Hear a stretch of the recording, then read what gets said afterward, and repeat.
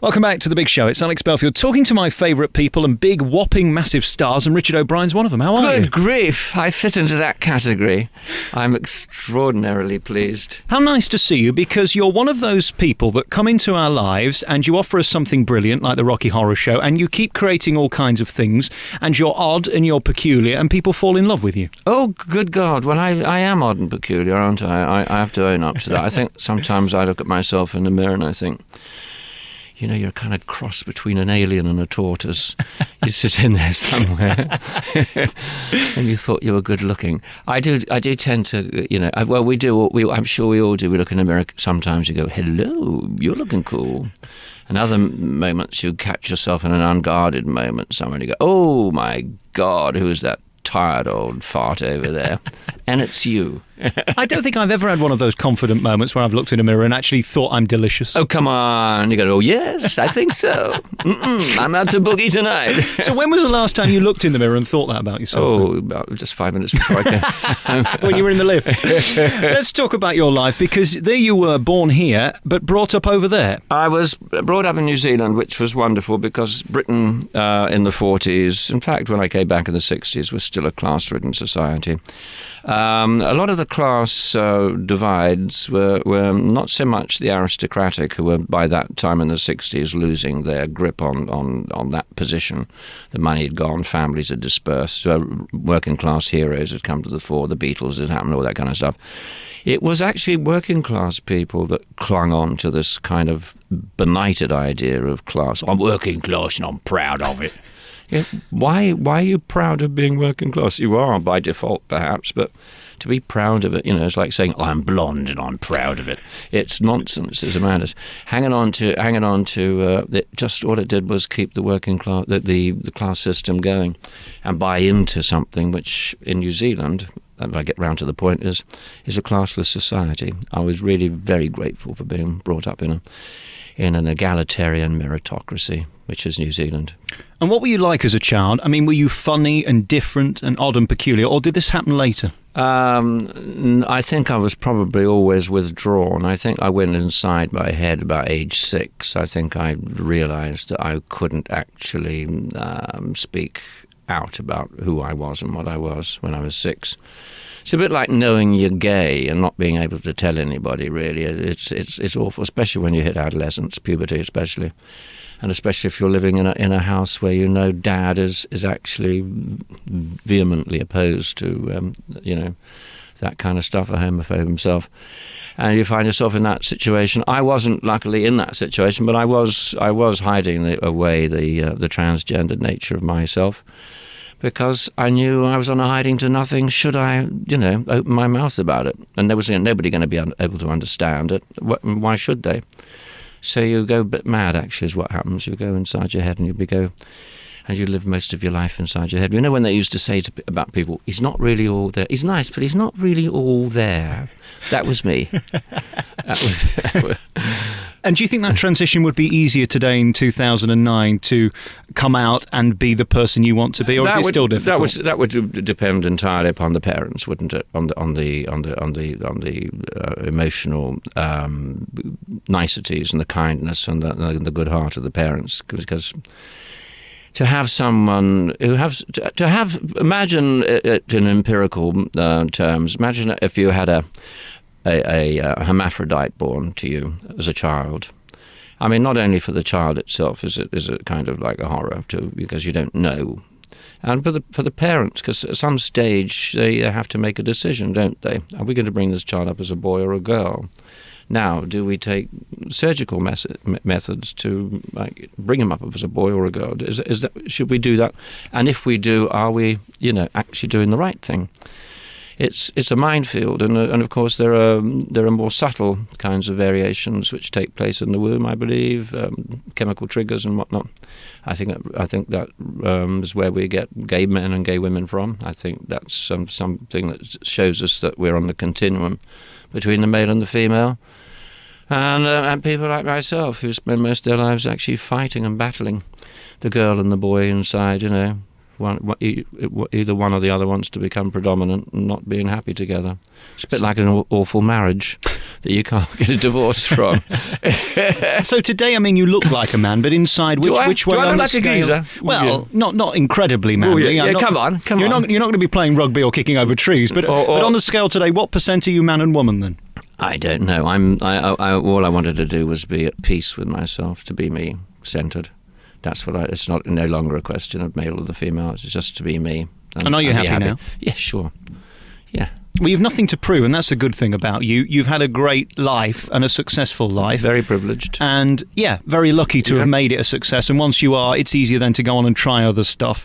And you've had two major successes in your life, of course, the Rocky Horror Show and the Crystal Maze, which brought you two different audiences, the audience for theatre and the audience for TV. Yeah. And there aren't many people can kind of ride that bandwagon of being successful at both. I don't care, you see. I think that's my secret, my freedom. Yes, I don't care. I'm not in the money. I'm not for the money or the ambition or the prestige or anything like that. It's really nothing about that. I just want to do what I want to do, and I approach everything with that same kind of abandonment in a way. Do you know what I mean?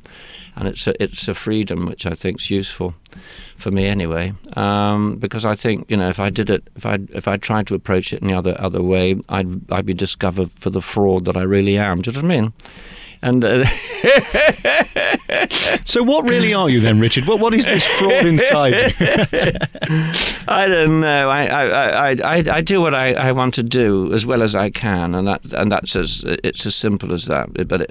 But as for the money, in fact, one of the very good reasons I gave up the Crystal Maze was the money was getting a bit better, and I knew that if I wasn't careful, I would be seduced by it. Somebody says, "Oh, but you do understand. Next time it's going to be like £8,000 a show. You're doing 13 shows just before Christmas. Taxman had liked that on the 31st of Jan, didn't he?" And then you go, I can see how this works. Just before Christmas as well. And I kept saying, I got to be very careful that I don't fall into that trap. That otherwise I'm seduced by the devil, really. In a way, because it's like, money, and you go, okay.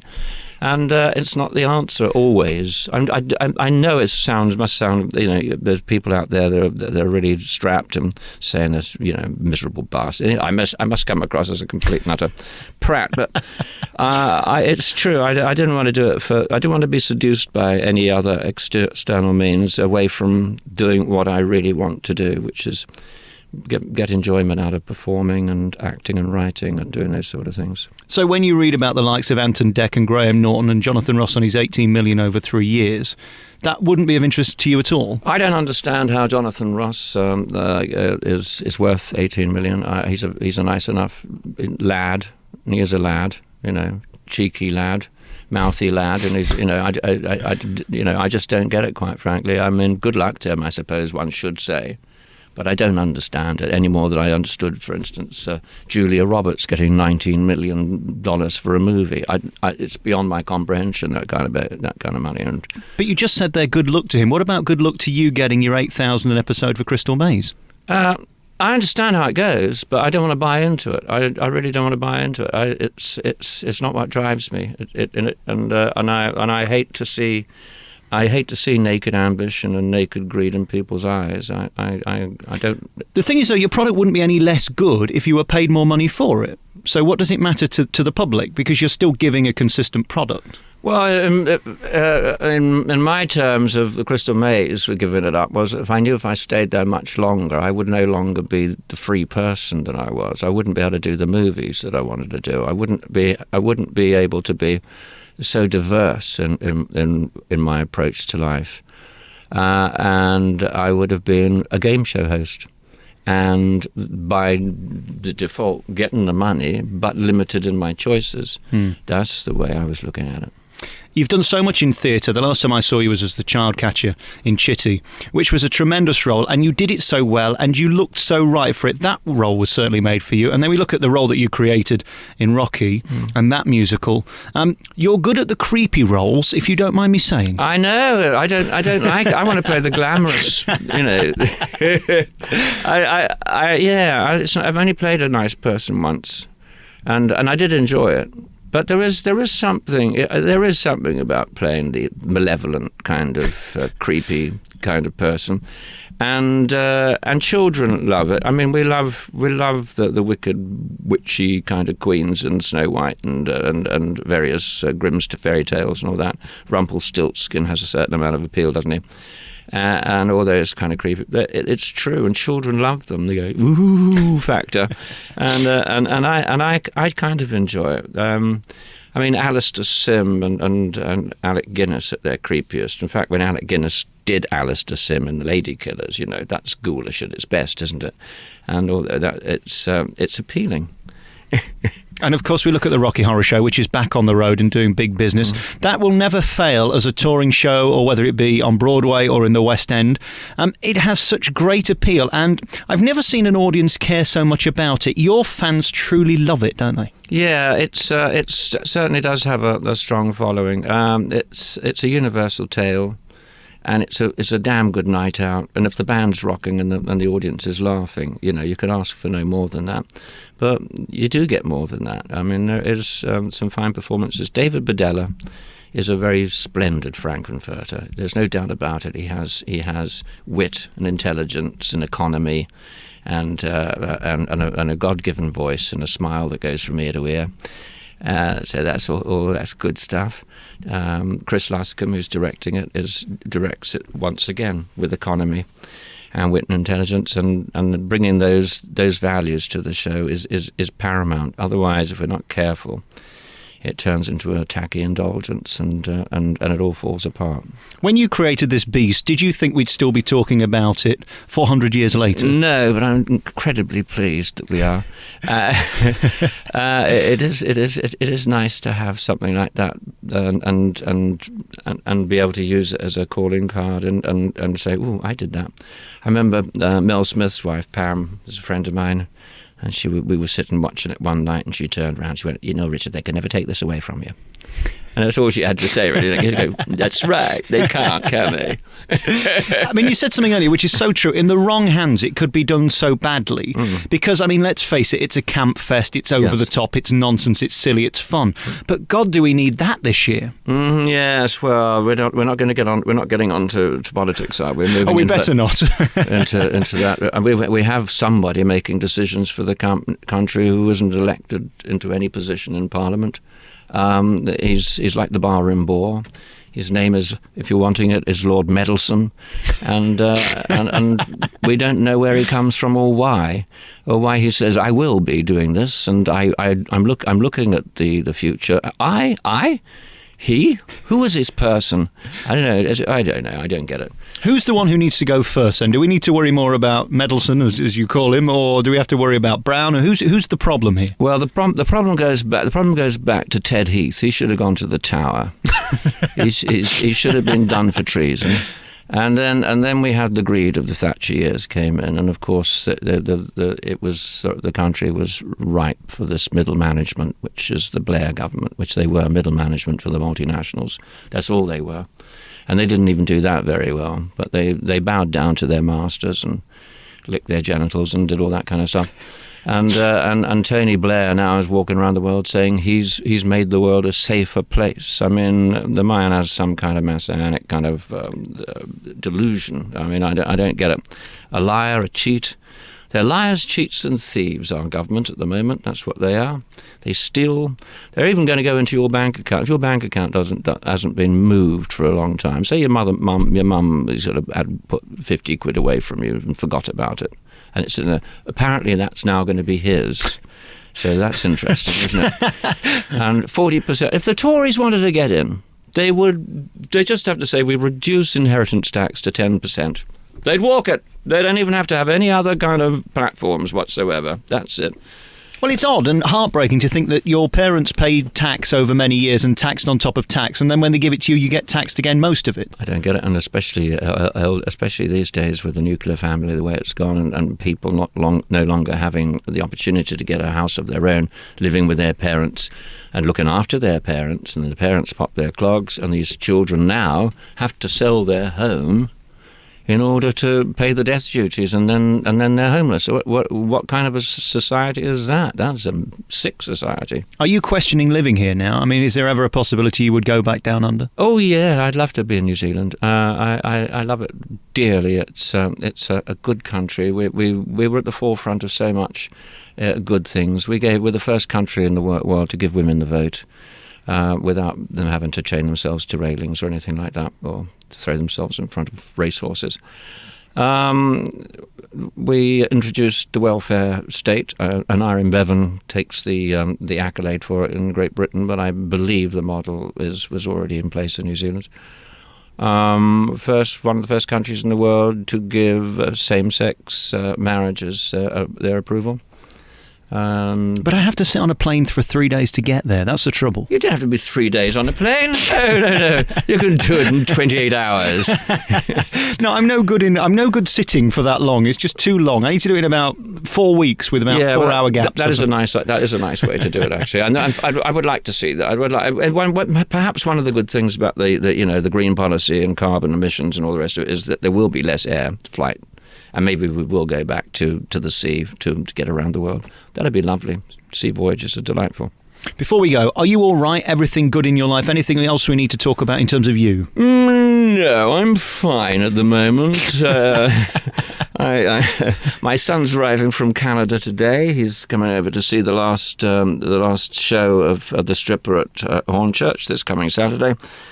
So that's really delightful. And then you're going up to Glasgow? Go up to Milton Keynes for a week and then to Glasgow for a week. Glasgow, we're looking forward to coming up to you because you're going to give us a reaction, I think, which is probably more useful to us than anywhere else. So I think that's probably true. And I'm not talking about throwing the bottles at the stage, second show Saturday night.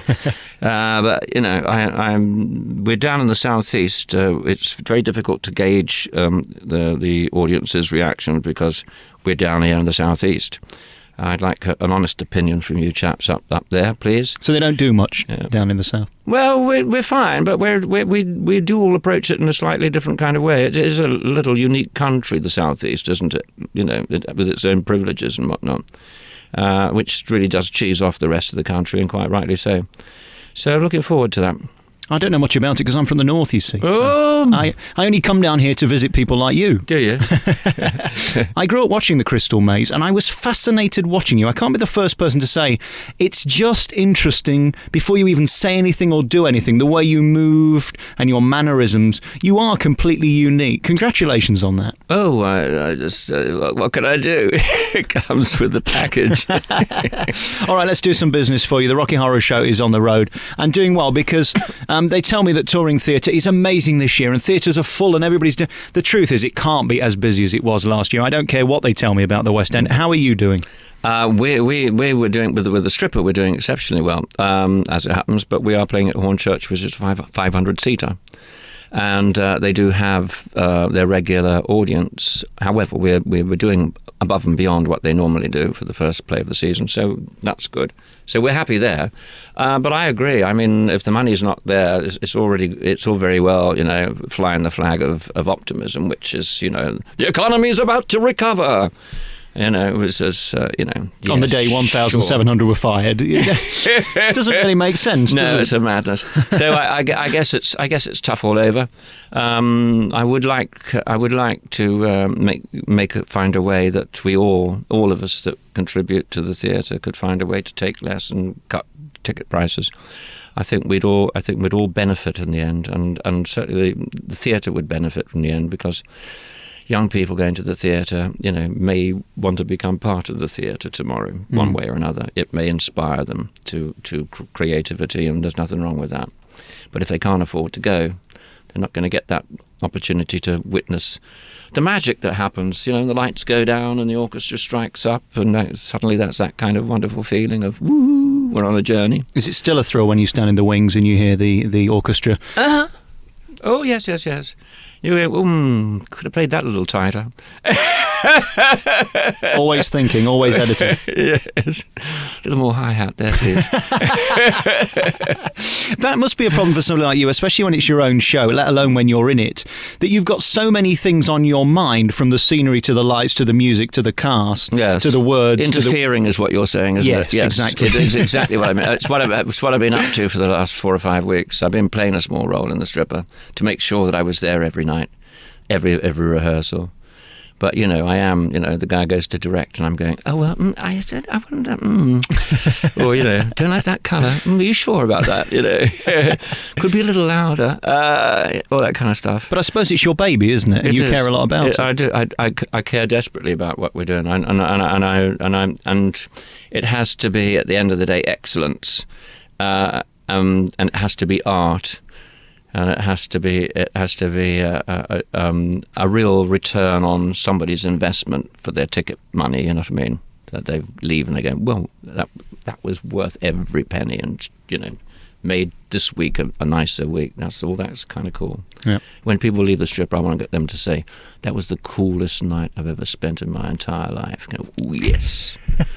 So they can go home and look in the mirror and go, I'm delicious. I'm going to try that tonight, just for you. Yes. I'm going to stand there as if I'm gorgeous. I'm going to stand there as if I'm modelling for scatter cushions or something. And I'll let you know what happens. Richard O'Brien, thank you so much for coming on the show. It's lovely seeing you. And Rocky Horror Show's out there, Strippers out there, and everything else to do with you. Congratulations, and thanks for coming on the programme. Pleasure.